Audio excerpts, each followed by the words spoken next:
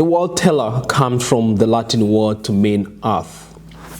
And the squad, more like team-ups, you know, like Ninja Turtles, you've got Power Rangers, and all these team-up stories, more like Suicide Squad. So I wanted to create a squad that involved 3 kids. My whole fascination about the universe sparked this idea. I was researching and I found out that there was Ice Age 10,000 years ago, and I was like, what if there's a sort of an alien race that landed on Earth about 10,000 years ago, just after the Ice Age, and they settled in the Antarctica. Why the Antarctica? I've always been fascinated about the Antarctica, because everyone that travels the world, I don't hear people saying they're going to the Antarctica for some reason. I think it's because of the weather there. It's really cold, and obviously you need some sort of prep to go there. Usually, I think I've seen a few videos online where people take like they go on a big ship and they go through the Antarctica, and then you could go on small boats and sort of go and explore the place. But the weather conditions is really cold there, and I don't think I'll be able to live there for some reason. I would love to visit and just see it. But my whole fascination about the Antarctica, and I was like, what if that alien race from 10,000 years ago landed in the Antarctica? What if they built structures there made out of ice and made buildings literally from ice blocks, right? And also found a way to build tunnels and structures underwater where they would exist and flourish and thrive and live there as a race. And years after that, an alien threat called Celestians land on Earth. They did not want to coexist with humans. They just wanted to take over the whole planet. And that's why the Antarctica people joined with humans to fight them, and they won battle, but they trapped them in the ice in the Antarctica. Now that the heat is rising on Earth, the ice is melting, the aliens are about to go free. Now, the Antarctica people have to send mentors to find these kids who are linked back to the Antarctica. These kids are pretty special because they are linked back to warriors that protected the Antarctica people, and they are the strongest warriors that existed within that race. So I thought, what if I explored that and give these kids who live normal lives across the world a power that is linked back to the Antarctica? Now, world building wise, my whole fascination started about thinking about the planet 10,000 years ago. It led me to the Antarctica. I really love the Antarctic continent. I've never been there, but I'm fascinated by how cold and how some people can actually live there. And I'm also curious about if there was a civilization that would build infrastructure, how that would look like. So this is all my curiosity, and I wanted to link it back to three kids that are spread across the world. Why 3 kids? I became a dad. I've got a 2-year-old son, and every time I look at him doing different, he runs around the house, he's full of energy, he's full of life. So I kind of wanted to give power to these kids, because usually I always look at young people as the future. They hold the power to our planet. You are the ones who are the future generation. So that's what inspired Terra Squad. So building that world was really fascinating for me, and I really wanted to give the Antarctic people a look that was really unique. The sort of armor they wore, the sort of way they talked, and their height. They're much taller than humans. But also there's a movie called District 9 that inspired Terra Squad. So go and have a look. So this team up, how did I build the worlds and make it really unique from what's already out there? Now, if you look at some of these images that I'm going to put here, you will see what I was talking about 10,000 years ago, what happened. This is kind of like the inspiration of how that grew. And I was able to share this information to my artists who went back and drew these images, and I feel like Clark really captured these ideas I had in my head and put it on paper properly on these panels, which is beautiful. So you can see their ships landing on Earth 10,000 years ago, and you can see how like the lions looked like. Now you will see the humans. These are their spears, and these are the Antarctic people spears. Because they are technologically advanced, the spears we want them to look unique in a way. But if you look at the way they look here, they look like humans, but they are much taller. You look at their spaceships here. This is them meeting the cavemen, the first humans that were on Earth, and then you can see them greeting. They allowed them to exist in their world, which was nice. You see them relocating now in the Atlantic. Now we will see how they will transform this in books as we go forward. Now, talking about kids, I wanted kids to come from two different worlds. You've got June, who's from Japan. She's got that sort of warrior look to her, you know, samurai. You can see these tall buildings from Japan. And then you've got Dan, who's from New York City. New York is really known for, you know, commuting through trains. Everybody's always on a train trying to get to Brooklyn, Manhattan. It's kind of like a thing there.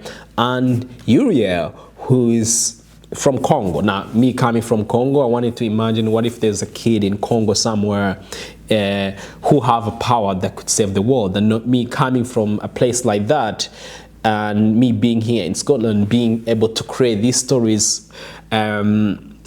It's such a privilege and an honor, and I'm always feeling grateful that I'm in this position to be able to tell these stories. So I'm trying to imagine a different life for these kids who live in this part of the world, and how we are all connected, how all these kids are connected in the bigger story.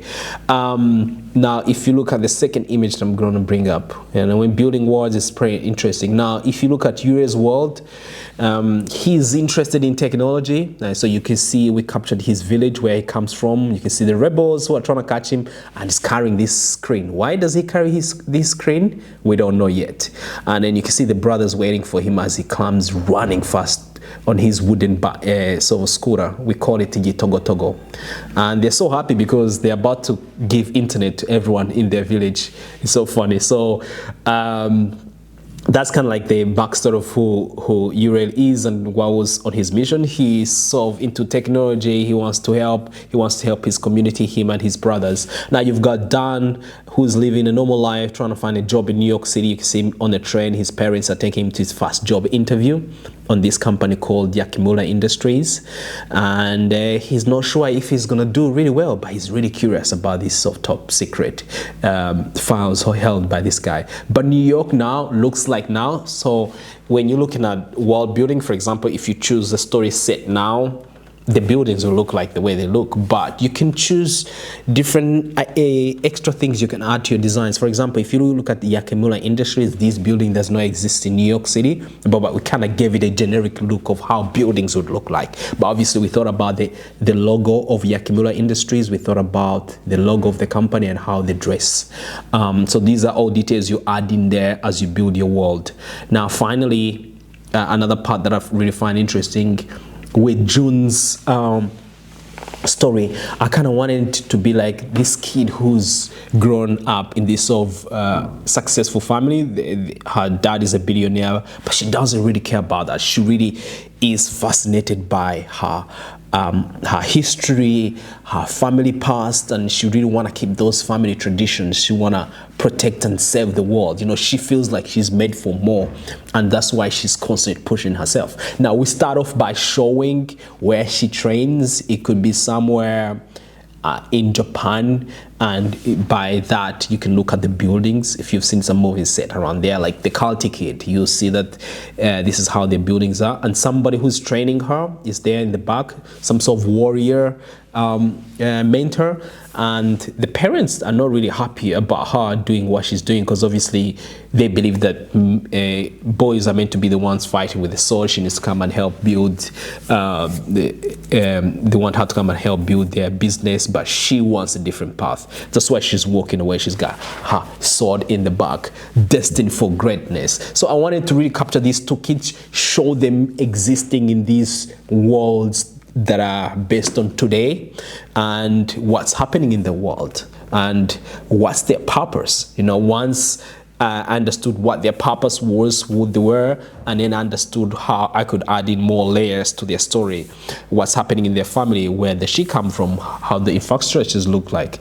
And the thing is, with setting the story to today, that becomes way easier because there's so many references. You can go on Google and type Japan, you can go on Google and type Congo, and you see how the place looks like, and then you can use those references into your story and then put your characters there. But obviously with world building, what makes your story really unique is decide how your characters dress, decide how they talk, the sort of sword they have, the sort of tech they have.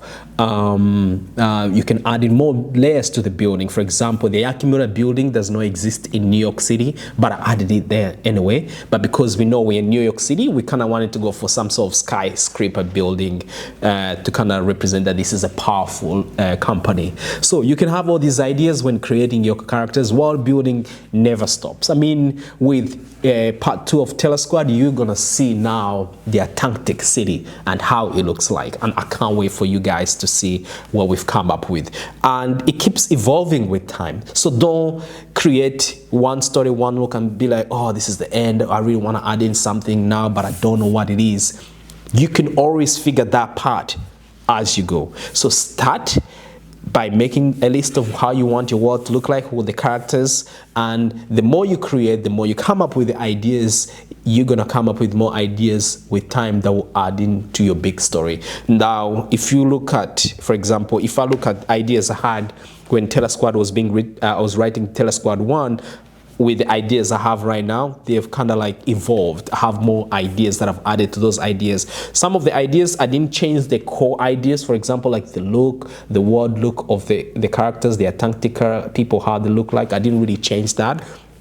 I just added to it, and you add to it. And I think the best person that's created some of the most captivating worlds is George Lucas, who's created the Star Wars. You can just go and look into him. There's different documentaries about how he built the Star Wars on YouTube, and you can be fascinated. But yeah, thank you so much for sticking around and watching my video on world building, my approach. There is always time to grow. For example, I would say don't feel like you need to figure everything out. It's a process. You're always building, you're always creating. So stay at that momentum. Don't push yourself too hard if you don't have any ideas. Just start by getting a blank paper and writing the first ideas. How would the world of my character look like? What sort of technology do they have? How do their suits look like? Why do their suits look like that? And then stop there. And then next week, if you get another idea, usually you get ideas when you're like in the random place. You're either eating lunch, running to get a bus, or you're just waking up to go to use the bathroom at night. That's when the best ideas come. And if you have your phone or your notepad, write it down and revisit it the next week. Thank you so much for watching, and I hope this video has been helpful.